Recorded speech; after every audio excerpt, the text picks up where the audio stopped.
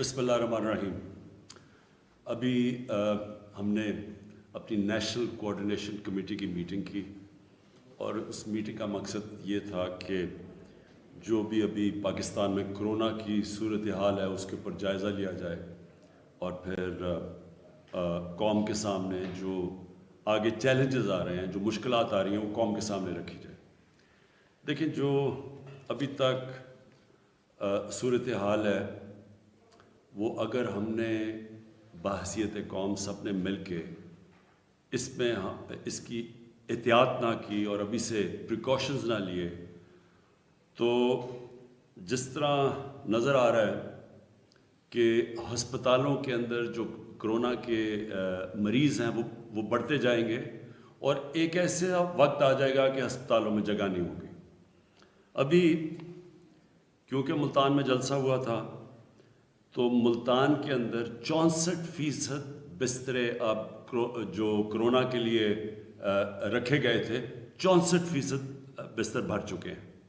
یعنی جب لوگ جمع ہوتے ہیں کرونا تیزی سے پھیلتی ہے، اس کے تھوڑے وقفے کے بعد، یعنی جب ایک ایونٹ ہوتا ہے اس کا پھر ایک تھوڑا ٹائم لیگ ہوتا ہے، یعنی کہ ہفتہ 10 دن، اس کے بعد جب وہ افیکٹ ہوتے ہیں مریض تو اس کے بعد وہ نظر آنا شروع ہو جاتے ہیں ہسپتالوں میں۔ تو 64% ملتان کے اندر اس وقت بسترے بھرے ہوئے ہیں کرونا کے مریضوں سے، اور اس وقت 40% بسترے پشاور میں بھرے ہوئے ہیں کرونا کے مریضوں سے، اسلام آباد میں تقریباً 50%، اور ایوریج آ رہی ہے سارے پاکستان میں تقریباً 40% جو کرونا کے لیے بسترے یعنی وینٹیلیٹرز اور آکسیجن اس کے اوپر مریض آ چکے ہیں۔ کہنے کا مقصد یہ ہے کہ کرونا کے کیسز بڑھتے جا رہے ہیں، ہمارے سامنے سردی آ رہی ہے، سردی بڑھتی جائے گی۔ سردی میں مسئلہ کیا ہوگا؟ مسئلہ یہ ہوگا کہ کرونا پھیلتی کدھر ہے؟ جب زیادہ لوگ جمع ہوتے ہیں کرونا پھیل جاتی ہے، لیکن جب باہر زیادہ کم چانس ہوتی ہے، کیونکہ جب باہر کھلا فضا ہوتی ہے اس میں کم چانس ہوتی ہے، لیکن جب کمرے میں لوگ آ جاتے ہیں تو اس میں جراثیم تیزی سے پھیلتے ہیں۔ تو جب سردیاں بڑھتی جائیں گی اور راتوں کو ہیٹر چلے ہوں گے، لوگ ہیٹر کے ارد گرد بیٹھے ہوں گے، کرونا کے پھیلنے کے چانسز بڑھتے جائیں گے۔ تو اگر آج صورتحال یہ ہے کہ سارے پاکستان میں ایوریج پہ 40% بستروں پہ اگر کرونا کے مریض آ چکے ہیں تو یہ خود ہی اندازہ لگا لیں کہ اگر اسی ریٹ پہ بڑھتا گیا، اسی ریٹ پہ کرونا پھیلتا گیا، یہ جو ہمارا سیکنڈ ویو آیا، وہ جو دوسرا ویو ہے، اگر اسی طرح بڑھتا گیا تو ہمارے تو ہسپتال بھر جائیں گے۔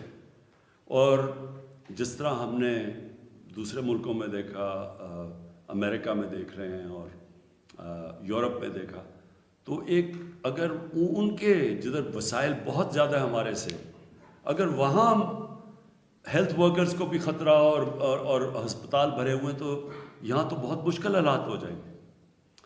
کہنے کا میرا مقصد یہ ہے کہ یہ ہے ٹائم، ہم ساری قوم مل کے احتیاط کریں، ایس او پیز پہ چلیں۔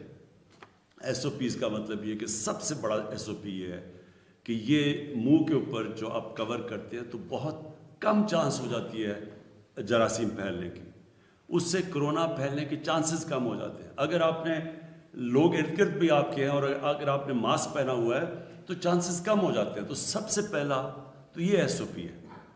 دوسری چیز کہ ہمیں جب پتہ ہے کہ لوگ جب جمع ہوں گے تو کرونا پھیلے گا، تو میں آج سب سے اپیل کرتا ہوں، یہ جو پولیٹیکل پارٹیز کر رہی ہیں، میں ان کو آج اپیل کرتا ہوں کہ یہ جلسے جلوس سے کوئی گورنمنٹ کو کوئی فرق نہیں پڑنے لگا، لیکن لوگوں کی جانیں خطرے میں جانے لگی۔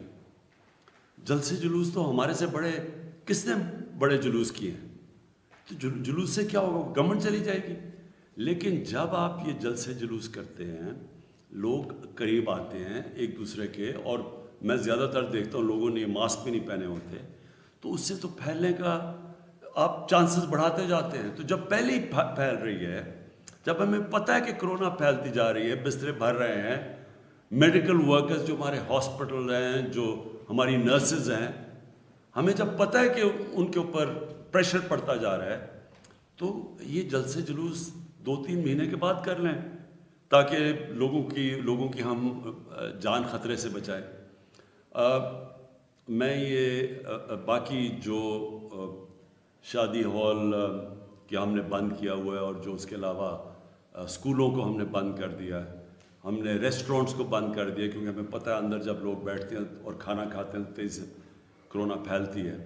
اور مجھے ان سب لوگوں سے جب ہم ان سے بات کرتے ہیں, ہم نے علماء سے بات کی ہے, وہ جب کہتے ہیں کہ ایک طرف آپ کہہ رہے ہیں کہ مسجدوں میں ایس او پی فالو کرو, ایک طرف لوگوں کے روزگار بند کر دیے ہیں اور دوسری طرف جلسے جلوس ہو رہے ہیں, تو یہ ہمارے لیے مشکل پیدا کر رہے ہیں. دوسری چیز, ویسے ہی ایک ساری دنیا میں جب سیکنڈ ویو آیا ہے تو ایس او پیز کو امپلیمنٹ کرنا مشکل ہوا ہے, باقی دنیا کے لیے بھی. یورپ کے اندر دیکھیں لوگ ریزسٹ کرتے ہیں, اب لوگ تھک گئے ہیں ایس او پیز فالو کرتے ہوئے. انہوں نے تو بڑی دیر لاک ڈاؤنز رکھے ہیں. آج انگلینڈ کے اندر پھر لاک ڈاؤن ہو گیا ہے, کیلیفورنیا میں مکمل لاک ڈاؤن ہے. تو ہم نے تو اپنے ملک کو بچایا تھا لاک ڈاؤن سے, اس لیے کہ لوگوں کا روزگار متاثر ہوتا ہے. کیسے جو دہاڑی دار جو بیچارہ غریب طبقہ ہے وہ سب سے زیادہ متاثر ہوتا ہے. تو اس لیے یہ بڑا ضروری ہے آج ہم اپنے آپ کو یہ کرونا سے بچائیں, اور بچائیں ایس او پیز فالو کریں. اور ہمیں جو ہم نے جب پہلا اس کا ویو آیا تھا تو ہم اس لیے اللہ نے ہمیں بچا لیا کہ ہم نے قوم نے مل کے ایس او پیز کو فالو کیا تھا, ہم نے بڑا ڈسپلن دکھایا تھا, تو اللہ نے کرم کیا تھا. ساتھ والے ملک کو دیکھ لیں, ہندوستان میں وہاں پتہ نہیں کتنی اموات ہو چکی ہیں, پتہ نہیں 1.5 لاکھ سے بھی زیادہ. ادھر ایران میں اس وقت بڑے برے حالات ہیں لوگوں کے, سیکنڈ ویو آیا ہوا ہے وہاں, ادھر 300 400 لوگ دن میں فوت ہو رہے ہیں. اس کے مقابلے میں پاکستان کو تو اللہ نے بچایا ہے. تو اگر ہمیں اللہ کی مدد چاہیے تو پہلے ہم اپنی مدد کریں, اور اپنی مدد یہ ہے کہ سب ایس او پیز کو فالو کریں. اور میں وہ جو یہ کوشش کی جا رہی ہے جلسے جلوس سے مجھے پریشر ڈالنے کی, اس سے تو مجھے کوئی پریشر نہیں پڑے گا, لیکن آپ لوگوں کی جانوں پہ خطرہ, لوگوں کی جانوں سے کھیل رہے ہیں, لوگوں کی جانیں خطرے میں ڈال رہے ہیں.